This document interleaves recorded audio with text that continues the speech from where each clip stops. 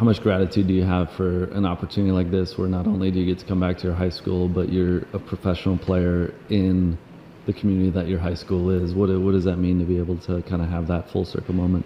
It's really special. It's really unique to be able to come back and to be able to live in my hometown, and now have this new platform, which I think is a really unique experience and something that I want to take advantage of. So I'm really glad that I get to come back here, get to see all my old teachers, be back at the high school and middle school that I really loved, and be able to speak to the students. You kind of touched on it when you were in high school.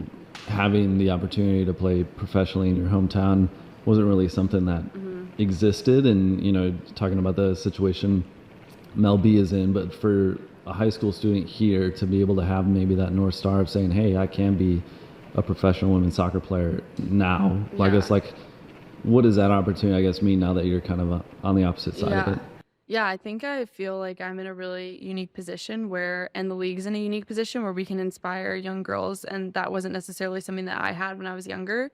So I'm really glad that we have a team in San Diego, because there's some really talented players here, and I hope that people can look at me, look at other players on the team, and aspire to be, one of us on a team and playing soccer professionally.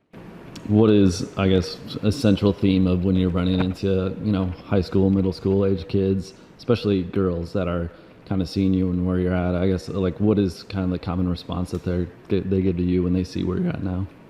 I think they're just excited. I think these young girls really like to see, what they could be in the future. And so I think they're excited to be able to see us, to see the things that we're going through. They always want to know, how much we're training, what we're doing. And so I think that they're just learning how to dream big and want to be there to fill our shoes. Mm-hmm. And then lastly, just watching you kind of go through your story, a lot of it just dealt, I think, with not just highlighting the highlights and highlighting some of the lowlights. Why about kind of focusing on that part of the message do you think really resonates with kids this age?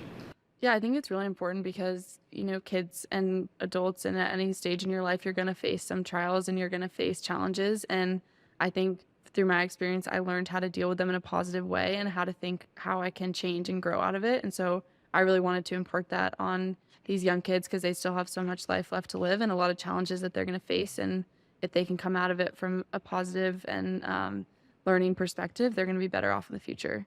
You guys set the record. You guys get the win.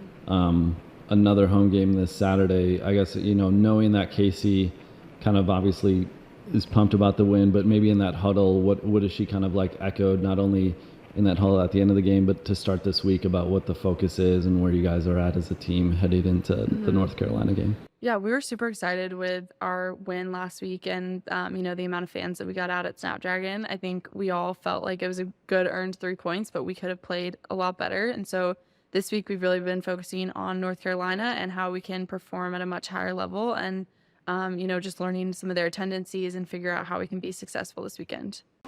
Been afraid to play ever since, but we're trying to get her. Okay, yeah. How old is she? Do it. She's 10.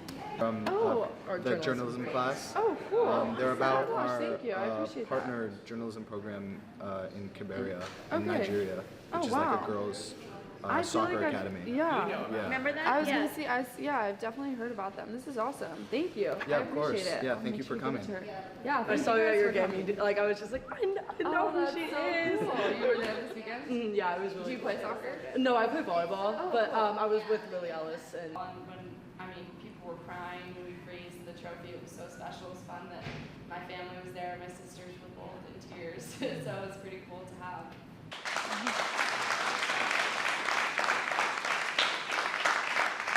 Something that I would really love to encourage you guys to do is just take risks, believe in yourself, and know that you can be successful in a lot of different environments. And with my dad as the coach, I really was curious. I wanted to learn more. I wanted to grow. I wanted to become a better player. But my junior year rolled around, and it was an opportunity that I got to play with my sister, which is pretty special.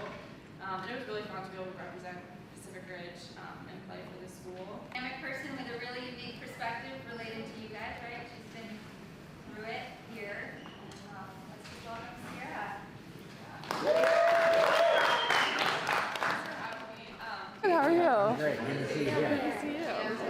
The colors and stuff are so cool. I know. We have really good. You should follow me on Instagram because one day you're going to be verified. I was about to ask that question. How are you? Good. How are you? You're so well spoken up there. How are you? Good to see you too. Everybody, I think it's time to share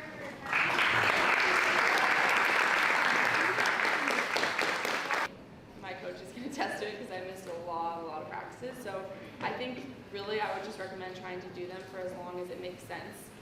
And then usually around high school is the time where you kind of have to. Yes. Yes, we play this weekend on Saturday against North Carolina at Snapdragon. So it's pretty fun if you guys. Oh yeah, I'd love for you guys to.